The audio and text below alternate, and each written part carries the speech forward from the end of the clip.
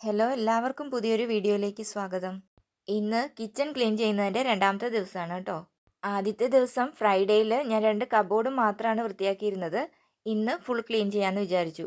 ഇതിപ്പോൾ സൺഡേയിലാണ് കേട്ടോ ഞാൻ ക്ലീൻ ചെയ്യാൻ നിൽക്കുന്നത്. സമയം ഒരു 11:30 ആയിട്ടുണ്ട്. രാവിലെ കറികളെല്ലാം വെച്ച് ബാക്കി എല്ലാ ജോലികളും കഴിഞ്ഞിട്ടുണ്ട്. അപ്പോൾ അതാ ഒരു തോർത്തൊക്കെ കെട്ടി ഞാൻ ആ ബെർത്തിൻ്റെ മുകളിലാണ് ആദ്യം ക്ലീൻ ചെയ്യാനുള്ളത്. അങ്ങോട്ടേക്ക് കയറുകയാണേ.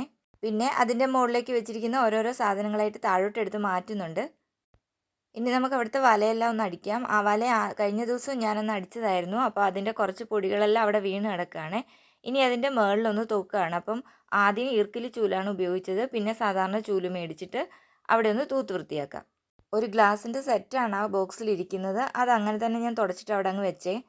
ബാക്കി കുറച്ച് പേപ്പറൊക്കെ സൈഡിലിരിക്കുന്നുണ്ട്. എല്ലാം തുടച്ചിട്ട് അത് അതുപോലെ തന്നെ അവിടെ വെച്ചിട്ടുണ്ട്. ഇന്ന് സൺഡേ ആയതുകൊണ്ട് ഹസ്ബൻഡും കൂടെ എന്നെ ഹെൽപ്പ് ചെയ്യാനുണ്ട് കേട്ടോ. ആ ട്യൂബാണെങ്കിൽ കത്തുന്നില്ല. അവിടെ അപ്പോൾ ആ റിംഗ് ലൈറ്റ് ഒന്ന് ഇട്ട് നോക്കിയതാണേ. പിന്നെ ഞാൻ ആദ്യത്തെ ക്ലീനിങ് എടുത്തത് ഫ്രൈഡേയിലായിരുന്നു. ഇതിപ്പോൾ സൺഡേ ആണല്ലോ. അപ്പോൾ ആ 2 കബോർഡും അന്ന് വൃത്തിയാക്കി വെച്ചതായിരുന്നു. എങ്കിലും ഒന്നും കൂടെ അവിടെ എല്ലാം ഒന്ന് ജസ്റ്റ് ഒന്ന് തൂത്തിടുന്നുണ്ട്. ഹസ്ബൻഡിന് ഓഫീസിൽ നിന്ന് കിട്ടിയ ഒരു നിലവിളക്കായിരുന്നു കേട്ടോ. അതിൻ്റെ കളറങ്ങ് മങ്ങി. അപ്പോൾ അതൊന്ന് കഴുകി വെക്കാൻ വേണ്ടി മാറ്റി വെക്കുന്നുണ്ട്. പിന്നെ നമുക്ക് കബോർഡിൻ്റെ അടിയിലുള്ള ഓരോരോ പാത്രങ്ങൾ എടുത്ത് മാറ്റാം കേട്ടോ. കറിച്ചട്ടികളും കലവും അങ്ങനെ വലിയ വലിയ പാത്രങ്ങളൊക്കെയാണല്ലോ അവിടെ വെക്കുന്നത്. അതൊക്കെ ഒരുവിധം യൂസ് ചെയ്യുന്നതുമാണ്. അപ്പോൾ അതെല്ലാം അങ്ങോട്ട് മാറ്റാം. പിന്നെ കഴുകി വെക്കാനുള്ളതൊക്കെ പുറത്തേക്ക് വെച്ച് കഴുകി വെയിലത്തേക്ക് ഈ സമയം തന്നെ വെക്കാവേ.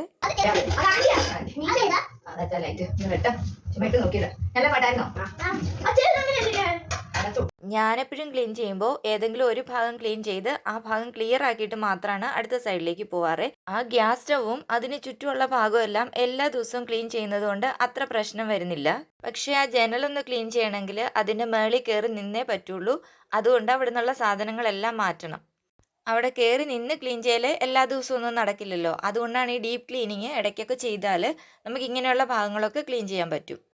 പിന്നെ ഗ്യാസ് സ്റ്റവിൽ നിന്നുള്ള ബർണറും അതിൻ്റെ റിങ്ങും എല്ലാം എടുത്തൊന്ന് മാറ്റുന്നുണ്ട്. പിന്നെ ഞാൻ ചെയ്യുന്നത് കൗണ്ടർ ടോപ്പിൻ്റെ അടിയിലുള്ള ഭാഗമെല്ലാം ഒന്ന് ഈർക്കിലി ചൂലും കൊണ്ട് സൈഡെല്ലാം ഒന്ന് തൂത്ത് വൃത്തിയാക്കുകയാണ്. അതിൻ്റെ സൈഡിലൊക്കെ വലയൊക്കെ ഉണ്ടല്ലോ, അതെല്ലാം ഒന്ന് തൂത്ത് മാറ്റണം. പിന്നെ ജനൽ നമുക്കൊന്ന് തുടയ്ക്കാം. അകത്തു നിന്ന് തുടയ്ക്കാൻ പറ്റുന്ന ഭാഗമൊക്കെ അവിടെ നിന്ന് തുടയ്ക്കുന്നുണ്ട്.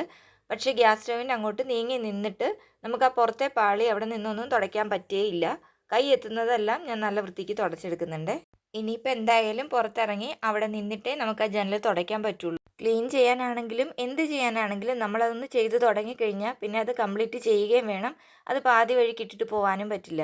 അപ്പോൾ ഇന്ന് സൺഡേയിൽ ലീവുള്ള ദിവസം ഞാൻ ക്ലീൻ ചെയ്യാമെന്ന് വിചാരിച്ചതും ഹസ്ബൻഡ് ഹെൽപ്പിനുണ്ടല്ലോ എന്ന് കരുതിയിട്ടാണ് കേട്ടോ.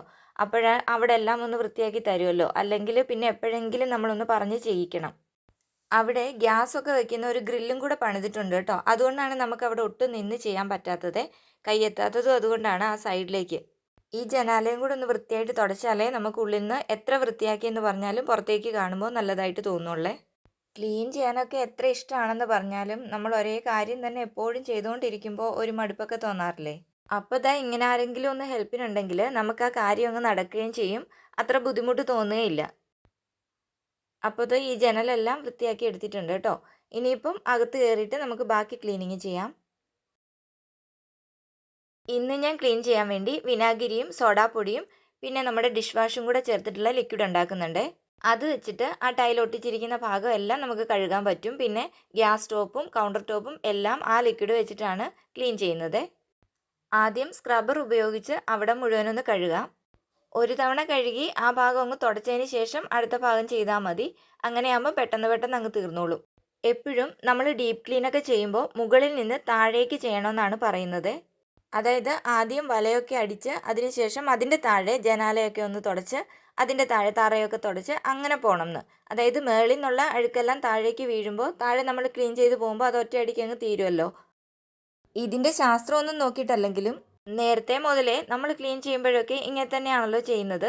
അപ്പോൾ ദാ ഞാനും അതുപോലെ തന്നെ മേളിൽ നിന്ന് താഴേക്ക് തുടച്ച് വന്നിട്ടുണ്ട്. ഇന്ന് ഞാൻ തുടയ്ക്കാനെടുത്ത ലിക്വിഡിലെ കംഫർട്ട് ഒഴിച്ചിട്ടുണ്ടായിരുന്നു കേട്ടോ. ഒരു സ്മെല്ല് കിട്ടാൻ വേണ്ടി. തറ തുടയ്ക്കാൻ വേണ്ടിയുള്ള വെള്ളത്തിലാണേ. ഇനിയിപ്പോൾ ഇതിൻ്റെ ഡോറെല്ലാം അകവും പുറവും തുണി ഉപയോഗിച്ച് തുടയ്ക്കാവേ. ഈ ഭാഗത്ത് വെള്ളമൊക്കെ എപ്പോഴും വീഴുകയും നമ്മൾ എപ്പോഴും കുക്കൊക്കെ ചെയ്യുന്ന ഭാഗം ആയതുകൊണ്ട് ഇവിടെ ഒരുവിധം അഴുക്കൊക്കെ ഉണ്ടാവും കേട്ടോ. അതുകൊണ്ടാണ് ഞാൻ അവിടെ ഇരുന്നിട്ട് ആ സൈഡെല്ലാം തുടയ്ക്കുന്നുണ്ട് നല്ല രീതിയിൽ. അങ്ങനെ ഒരു സൈഡ് ഏകദേശം പൂർത്തിയായി. ഇനിയിപ്പോൾ ഗ്യാസ് സ്റ്റൗവിലുള്ള സാധനങ്ങളൊക്കെ നമുക്കൊന്ന് ക്ലീൻ ചെയ്ത് വെക്കാം. അത് ഞാൻ ഈ വിനാഗിരി സോഡാപ്പൊടി മിക്സിലാണ് കഴുകി വെക്കുന്നത്. കഴുകിയിട്ട് അപ്പം തന്നെ തുടച്ചും കൂടെയാണ് കേട്ടോ വെക്കുന്നത്. ആ സൈഡ് കഴിഞ്ഞല്ലോ എന്ന് കരുതി നിൽക്കുമ്പോഴാണ് കേട്ടോ ഇങ്ങേ സൈഡ് ഞാൻ കഴുകിയിട്ടില്ല. സൈഡിലുള്ള ആ ടൈല് ഞാൻ വൃത്തിയാക്കിയിട്ടില്ല എന്ന് കണ്ടത്. പിന്നെ പെട്ടെന്ന് അവിടെയും കൂടി ഒന്ന് വൃത്തിയാക്കിയേ. ഇനിയിപ്പോൾ ഓരോരോ സാധനങ്ങളായിട്ട് അങ്ങോട്ട് തന്നെ എടുത്ത് വെക്കാം. ആ സ്റ്റാൻഡ് ആദ്യം തന്നെ അങ്ങ് വെക്കണം. പിന്നെ അവിടെയാണ് നമ്മുടെ സ്പൂണ്, എണ്ണ അങ്ങനെയുള്ള സാധനങ്ങളൊക്കെ വെക്കുന്നത്. അതെല്ലാം തിരിച്ചു വെച്ചു. പിന്നെ ചട്ടി, കലം പാത്രങ്ങൾ, അടച്ചു വെക്കുന്ന വലിയ വലിയ പാത്രങ്ങൾ അതെല്ലാം ആ ഡ്രോയ്ക്കകത്തോട്ട് വെച്ചിട്ടുണ്ട്. അങ്ങനെ ഒരു സൈഡ് കഴിഞ്ഞു. ഇനി ഇപ്പുറത്തെ സൈഡിലാണ് വന്നിരിക്കുന്നത്. ഇവിടെയും ടൈലെല്ലാം നമുക്ക് വിനാഗിരി സോഡാപ്പൊടി ആ ലിക്വിഡ് ഉപയോഗിച്ചാണ് കേട്ടോ കഴുകി വൃത്തിയാക്കുന്നത്. കഴുകിയിട്ട് അപ്പോൾ തന്നെ ഒരു കോട്ടൺ തുണി കൊണ്ട് തുടയ്ക്കുകയാണ് ചെയ്യുന്നത്. പിന്നെ സ്വിച്ച് ബോർഡെല്ലാം ഉണങ്ങിയ തുണിയും കൊണ്ട് തുടയ്ക്കുന്നേ ഉള്ളൂ. പിന്നെ കൗണ്ടർ ടോപ്പാണുള്ളത് കേട്ടോ. കൗണ്ടർ ടോപ്പും ആ ലിക്വിഡ് ഉപയോഗിച്ചിട്ട് വിനാഗിരി സോഡാപ്പൊടി ആ ലിക്വിഡ് ഉപയോഗിച്ചിട്ടാണ് കഴുകിയിട്ട് അപ്പോൾ തന്നെ തുടച്ചിടുന്നത്. പിന്നെ ഈ സൈഡിൽ പ്ലേറ്റ് ഒക്കെ വെക്കുന്ന 2 ട്രേ ആണുള്ളത് കേട്ടോ. അവിടെ വെറുതെ വെള്ളം കൊണ്ടാണ് തുടയ്ക്കുന്നത്. ബാക്കി എല്ലായിടവും നല്ല രീതിയിൽ തുടച്ച് വൃത്തിയാക്കിയതിന് ശേഷം നമുക്കിനി ഡോറ് തുടയ്ക്കണം. ഇവിടെ വെള്ളം കൊണ്ട് തുടച്ചിട്ട് പുറകെ തന്നെ ഒരു കോട്ടൺ തുണിയും കൊണ്ട് തുടച്ച് ഉണക്കി കഴിഞ്ഞിട്ട് എല്ലാ സാധനങ്ങളും അപ്പം തന്നെ തിരിച്ചെടുത്ത് വെക്കുന്നുണ്ട്. കാരണം ഇവിടെ ഉണങ്ങിയല്ലോ, ആ സമയം തന്നെ ഉണങ്ങുന്നുണ്ട്. അപ്പോൾ പെട്ടെന്ന് തന്നെ സാധനങ്ങൾ തിരിച്ചെടുത്ത് വെച്ചിട്ട് അടുത്ത ഭാഗത്തേക്ക് പോവുകയാണെങ്കിൽ നമുക്ക് പിന്നെ അതിന് വേണ്ടി ഒരു സമയം കളയണ്ടല്ലോ. അങ്ങനത്തെ കിച്ചൻ്റെ ഡീപ്പ് ക്ലീനിങ്ങിൻ്റെ അവസാന ഭാഗത്തെത്തി. ഇനി ഡോറും കൂടെ ഒന്ന് തുടച്ചാൽ മതി. അത് ഗ്ലാസ് ആയതുകൊണ്ട് ആ ലിക്വിഡ് ഉപയോഗിച്ചിട്ട് തന്നെയാണ് കഴുകുന്നത്. ബാക്കിയുള്ള ഭാഗം വെറുതെ തുണിയും കൊണ്ട് തുടയ്ക്കുന്നതേ ഉള്ളേ. ഇനിയിപ്പോൾ അതാ തറയെല്ലാം ഒന്ന് തൂത്തിട്ട് അതിൻ്റെ പുറകെ ഒന്ന് തുടച്ചും കൂടി ഇടാം. ബാക്കി കഴിച്ച പാത്രങ്ങളൊക്കെ അപ്പം തന്നെ ഒന്ന് കഴുകി വെക്കുക കേട്ടോ. ഇതിനൊരു ടൈം ഞാൻ പറയുന്നില്ല, കാരണം ഇന്ന് എല്ലാവരും ഇരുന്ന ദിവസമൊക്കെ ആയതുകൊണ്ട് ഞാൻ കുറച്ച് റിലാക്സ് ചെയ്തിട്ടാണ് ചെയ്തത്. ഞായറാഴ്ചകളിൽ ഡീപ്പ് ക്ലീനിങ് ഒന്നും ചെയ്യാത്തത് തന്നെ സമയത്ത് തീരില്ല എന്നുള്ളത് കൊണ്ടാണ്. പക്ഷേ ഇന്ന് ആ പുറത്തെ ജനലൊക്കെ തുടയ്ക്കണമെങ്കിൽ ഒരാളുടെ ഹെൽപ്പ് ആവശ്യമാണല്ലോ. അപ്പോൾ ഇത് ഇൻകംപ്ലീറ്റ് ആയിട്ട് ചെയ്യണ്ടല്ലോ എന്ന് കരുതിയിട്ടാണ് കേട്ടോ ഇന്ന് തന്നെ ചെയ്യുന്നത്. എല്ലാവരും ഉള്ളതുകൊണ്ട് എനിക്ക് ഇടയ്ക്കിടയ്ക്കൊക്കെ കഴിക്കാനും കുടിക്കാനും ഒക്കെ കൊണ്ട് തന്നതുകൊണ്ട് എനിക്ക് അത്ര ക്ഷീണവും തോന്നുന്നില്ല കേട്ടോ. അപ്പോൾ ഇത്രയേ ഉള്ളൂ ഇന്നത്തെ വീഡിയോ. എല്ലാവർക്കും ഇഷ്ടമായാൽ ഒന്ന് ലൈക്ക് ചെയ്യുകയും ഷെയർ ചെയ്യുകയും സബ്സ്ക്രൈബ് ചെയ്യുകയും ചെയ്യണേ. താങ്ക്